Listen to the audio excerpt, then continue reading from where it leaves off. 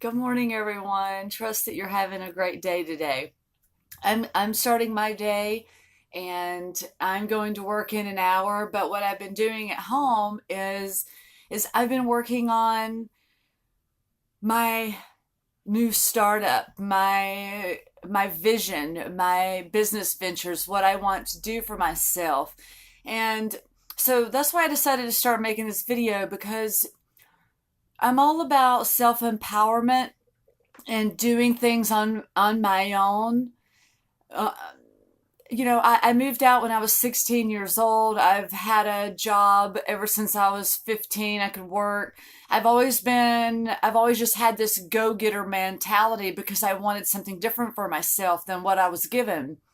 And so as we become adults and we tap into our passions and our creativity, that same thing comes to my mind. Like if we sit around and wait for someone else to make our dreams come true, we're going to be waiting. And that just doesn't work. And so, if you want to do something for yourself, you grab that bull by the horns and make it your own. Don't sit around and wait for someone else to do something for you because if, you know, it's really important that to me, it's important to pick a team of people that have the same drive and passion and excitement about the same thing I'm doing. And so, I know that I'm starting to pull that in more and more. And so, it takes getting out of the comfort zone and going out and learning new things. Like, for instance, I'm having to write a one sheet by myself, which is a proposal of business for others to invest in. It's a display of what products I have and who I am and what my company represents. And I've never done that before. And I'm looking at sending this to big investors. So, I'm just like, whatever, let's just rock and roll. And I tell myself, Lori, just sit down and do it. Don't depend on someone else. And that's exactly what I'm doing this morning. And so we have the igniter to the flame in which we feel within our own being. And when we sit around and wait for someone else to light that fire, it tends to sort of stay in its dim spectrum until we light it ourselves. At least in my situation, that's what it feels like.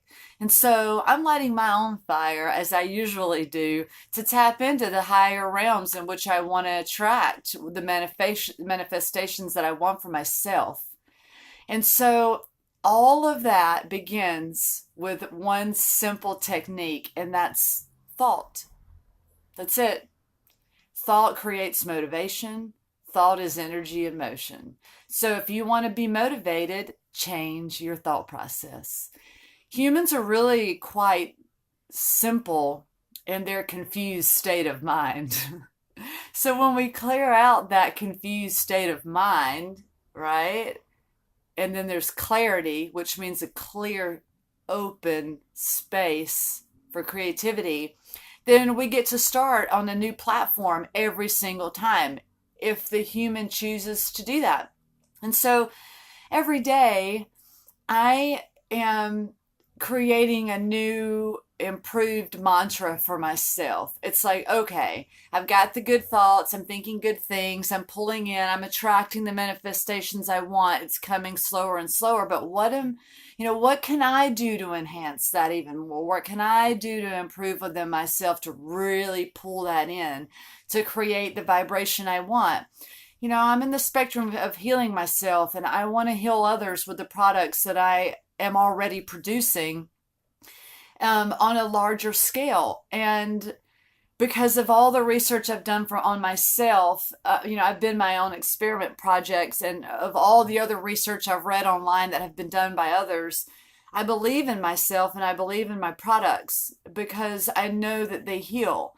And so when we have that, whatever determination, whatever drive we have within ourselves for whatever it is that we're doing, whether it's creating art, creating music, whatever it is that you're doing to heal yourself, that's number one key.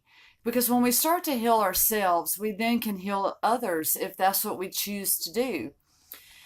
And that's the choice that I've chosen for myself. I want to heal humanity as I'm healing myself because it feels good. It feels natural. And all of that starts with self motivation.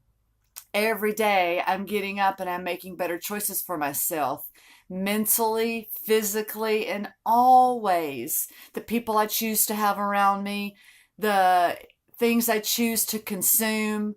I'm in a spectrum of doing and not being a victim, and not being in the spectrum of complaining about the things that I'm not changing within myself. Like those are from the lower animalistic realms, the unconscious spectrum of consciousness.